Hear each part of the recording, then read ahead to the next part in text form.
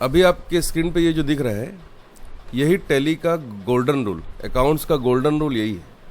अगर आपको ये रूल पता है तो कोई भी एंट्री, चाहे आप टैली भी करें, चाहे आप उसको जनरल एंट्री करिए कॉपी में, उसमें गलत नहीं होगा, बिल्कुल सही एंट्री कर पाओगे आप। तो 3 जो खाते होते हैं, व्यक्तिगत खाता, वास्तविक खाता, नाम मात्र खाता, जिसको आप इंग्लिश में पर्सनल अकाउंट, रियल अकाउंट और नॉमिनल अकाउंट बोलते हो, इनके 3 नियम हैं कि किस अकाउंट को डेबिट की साइड में लिखना है, किस अकाउंट को क्रेडिट साइड में लिखना है, उसी का ये नियम है।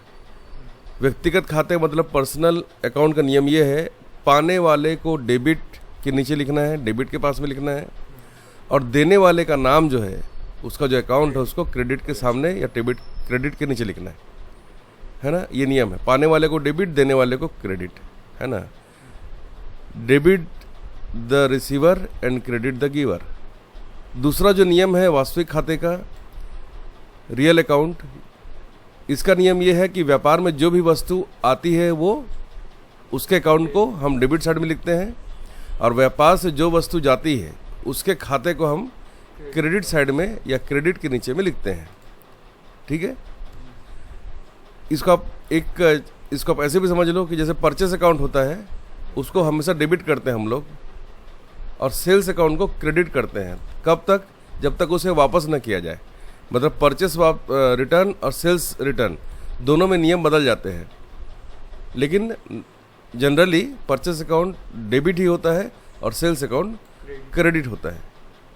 ठीक है, तीसरा और जो लास्ट में बता रहा हूँ आपको नियम, कि नाम मात्र खाता क्या होता है, खर्च और हानि को डेबिट करें, आय और लाभ को क्रेडिट करें। ठीक है, तो ये 3 जो नियम है ये हमको याद होना चाहिए, तो फिर आपको कोई अकाउंट्स में कोई गलती आपको नहीं करनी पड़ेगी। व्यक्तिगत खाते का नियम क्या है, पाने वाले को डेबिट, देने वाले को credit, debit the receiver, credit the giver. Real account का नियम ये है, आने वाली वस्तु डेबिट, व्यापार से जाने वाली वस्तु क्रेडिट, है ना। Debit what comes in, credit what goes out. नाम मात्र मतलब नॉमिनल खाते का नियम ये है, खर्च और हानि डेबिट, आय और लाभ क्रेडिट।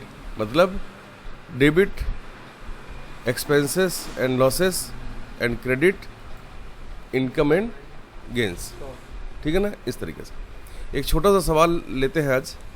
यहाँ पर देखिए टोटल 6 सवाल है, और इन सवालों को बनाने से पहले आपको ध्यान में रखना है कि आपको ये सारे लेज़र जो यहाँ पर ब्लू कलर में दिखाई दे रहा है बैकग्राउंड में, वो हमको बनाना ज़रूरी रहता है। पहले आप लेजर बनाओगे कंपनी बनाने के बाद, उसके बाद फिर सही वाउचर सेलेक्ट करोगे, उसके बाद डेट को चेंज करोगे, तब जाकर इसकी एंट्री को करोगे आप। कैसे होंगे? तो सबसे पहले टैली को आप ओपन कर लो। ठीक है, तो टैली का जो भी वर्जन आपके पास है, टैली 9, टैली प्राइम, उसको आप ओपन कर लो। उसके बाद कीबोर्ड से Alt और F1 दबाकर उसको बंद कर दो आप, जो कंपनी खुली हुई है। जो भी कंपनी खुली हुई है फिलहाल के लिए वो बंद हो गई है, आपने डिलीट नहीं करा है, ध्यान में रखना, हमने कंपनी बंद की है फिलहाल के लिए। अब यहाँ पर सेलेक्ट का ऑप्शन भी आपके पास और क्रिएट का ऑप्शन भी है। क्रिएट में एंटर किया मैंने, और यहाँ पर यादव ट्रेडर्स के नाम से मैंने एक कंपनी बनाई है, और यहाँ पर इसका पूरा फुल एड्रेस लिखना चाहिए। उसके बाद state, pin code, telephone number, email ID सब लिखना है आपको। और यहाँ पर जो डेट है वो मैं 1/4/2024 कर रहा हूँ। फाइनेंशियल ईयर फ्रॉम और बुक बिगिनिंग फ्रॉम दोनों को ही एंटर करते जाएंगे तो ये लास्ट में एक्सेप्ट का ऑप्शन आएगा। जैसे आप एंटर करोगे तो सेव हो जाएगा। अब अकाउंट्स इन्फो में जाकर लेज़र वाले ऑप्शन को सेलेक्ट करना है, और यहाँ पर डिस्प्ले में अगर आप देखोगे तो यहाँ पर कैश और प्रॉफिट एंड लॉस का लेज़र पहले से रेडी है। आपको क्या बनाना है? आपको क्रिएट करना है। पहला सवाल देखो, व्यापार प्रारंभ किया, मतलब आपको कैपिटल का अकाउंट बनाना है। ये बना लिया, और अंडर क्या आएगा? अंडर आएगा कैपिटल अकाउंट।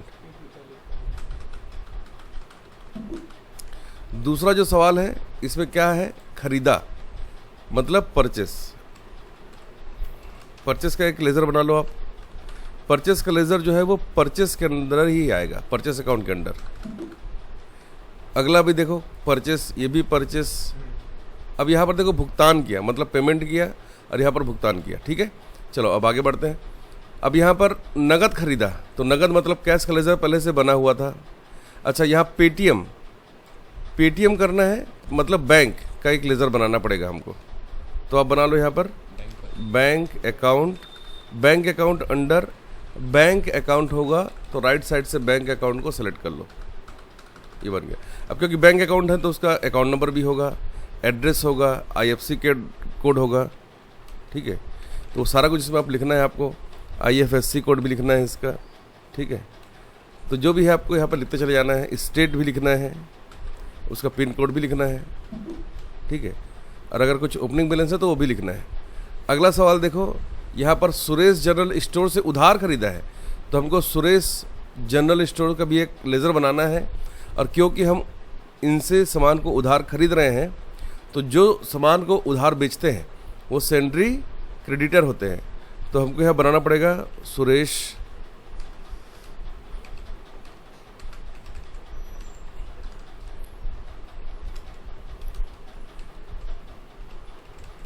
ठीक है, सुरेश जनरल स्टोर्स, और ये सेंड्री क्रेडिटर होगा,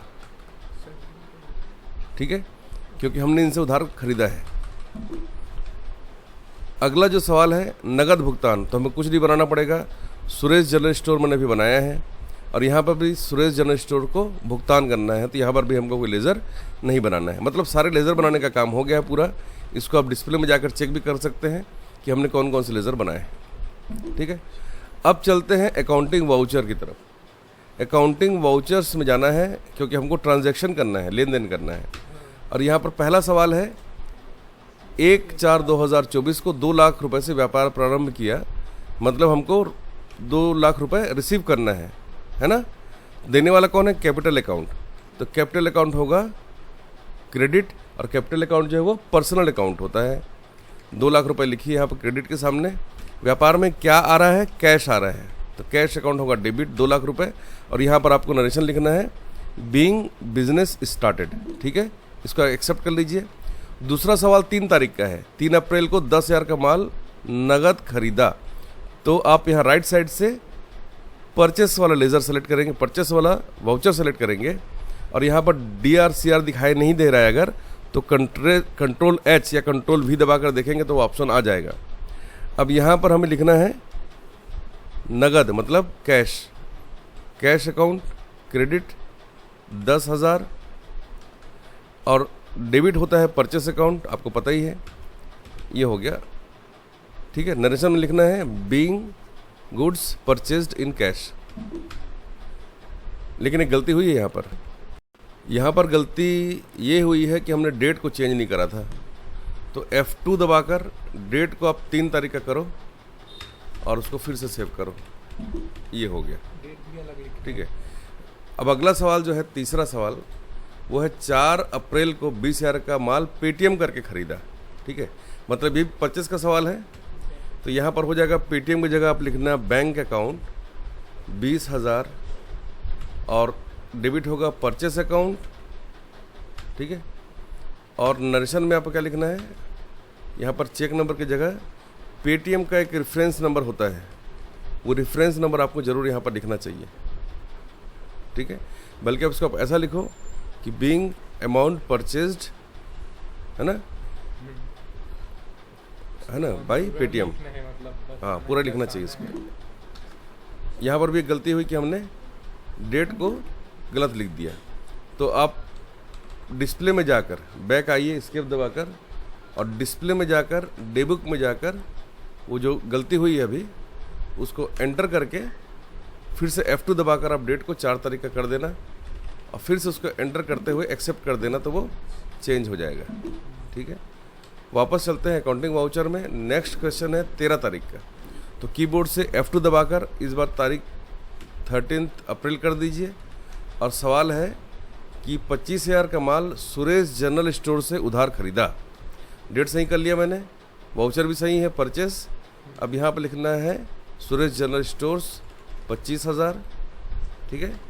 और यहाँ पर लिखना है Suresh general purchase account debit, ठीक है। इस तरीके से नरेशन में लिखना है being goods purchased from Suresh general store on credit, ठीक है। फिर से डेट को चेंज करना है और 15 तारीख की एंट्री है कि 5,000 रुपये का भुगतान किया, मतलब पेमेंट किया है। तो डेट को आपने कर दिया 15 तारीख का, ठीक है। और वाउचर कौन सा लेना है? Payment voucher.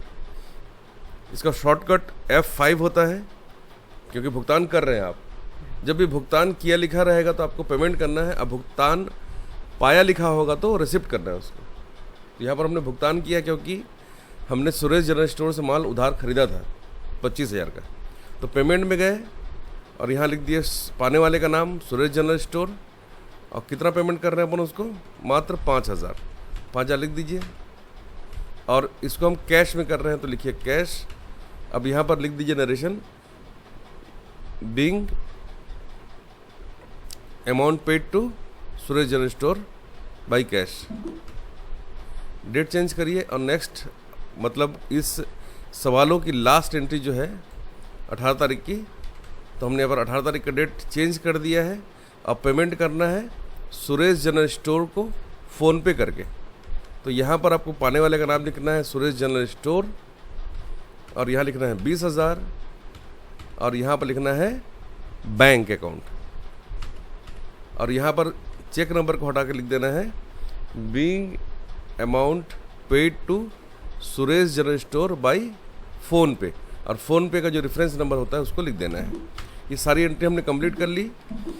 इन सभी एंट्रीज़ को चेक करने के लिए आपको जाना चाहिए डिस्प्ले में और डे बुक में, लेकिन यहाँ पर लास्ट एंट्री दिखाई देता है सारी, हाँ लास्ट एंट्री दिखाई दे रहा है। सारी एंट्रीज़ को चेक करने के लिए कीबोर्ड से Alt और F2 को प्रेस करना, या राइट साइड से पीरियड को क्लिक करना।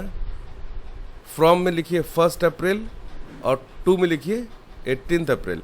तो सारी एंट्रीज आपको इस तरह से एक साथ दिखाई देगी, 1 से 18 तक के हाँ आ जाएगा सारा एंट्री। तो यहाँ पर आप चेक कर सकते हो कि 5 एंट्री यहाँ पर है कि नहीं है ना। 6 एंट्री है टोटल।